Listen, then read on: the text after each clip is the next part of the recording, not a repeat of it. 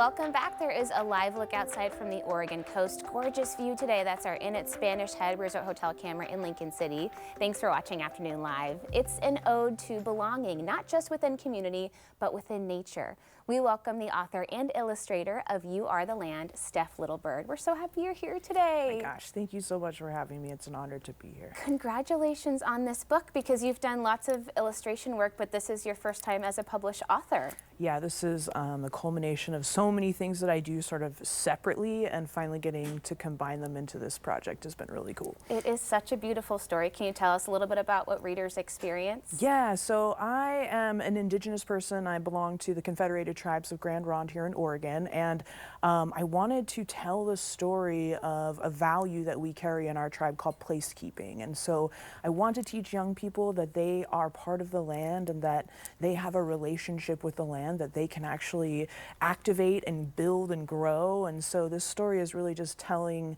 that story of a young person learning those values from their family and their community. Right, it's all these different themes coming together, that connection to nature and family as well. And you dedicate the book partially to your grandmother? Yes, my grandmother Mickey was part of the Confederated Tribes of Grand Ronde, and then you know, she was and still is such a huge inspiration for me, and just a reason that I do what I do. And so yeah, it was a way for me to really like give acknowledgement to her, even though she's not here anymore. Yeah. What's it like for you when you get to share your work, especially with young readers? We were talking about how much my kids love to read. It's a really special experience to be a part of. Yes, it's pretty much the coolest thing when the young kids know who you are. And like they're like, I really love your book, and that is just a huge compliment to me. It means I'm doing something right, and so I appreciate it. They're honest. They'll let you know if they don't like something. Oh, they will. They'll tell you, yes. The representation of the characters as you illustrate them is so beautiful, and that must be really meaningful as well.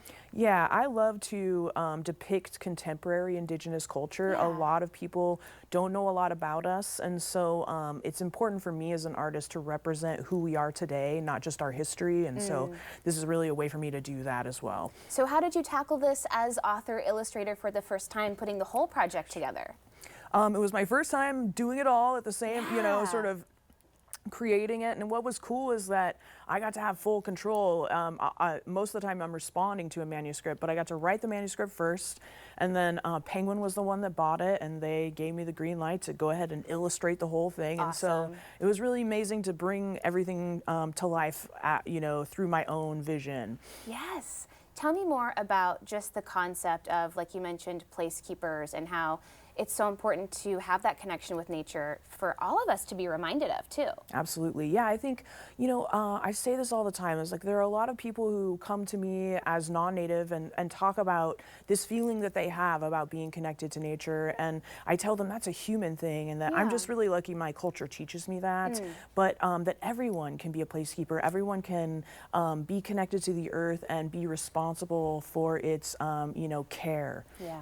And we can find inspiration in ways to manifest that all the time. Do you have some ideas for this in this nice weather we have this weekend? Yes, I was going to say, you know, we're starting to get into planting season, and you know, it's about that time to start really thinking about what you're going to grow this year. And so thinking about indigenous plants is really important. That is like the one, I think the first ways that you can become a placekeeper is just learning about what plants actually are supposed to come from this land, and then, you know, in sort of dedicating yourself to knowing those things and then doing them yourself, and then you become a placekeeper too. That's so beautiful. Do you have more books in the works for us? I do, yes. I'm working on another one now, and hoping I have some manuscripts in the work as well. So yes, hopefully we'll have some more soon. Author and illustrator, all of the above. Oh, we're so happy for you. Thank you so much for sharing the book with us today. Oh, my pleasure. Thank you. Okay, so Steph has a kids' storytime event tomorrow morning. It is at 10:30 at Powell's on West Burnside. We'll have all the details for you on our website. The book again is You Are the Land. For more information, just head to katu.com. We'll be right back with more Afternoon Live right after this.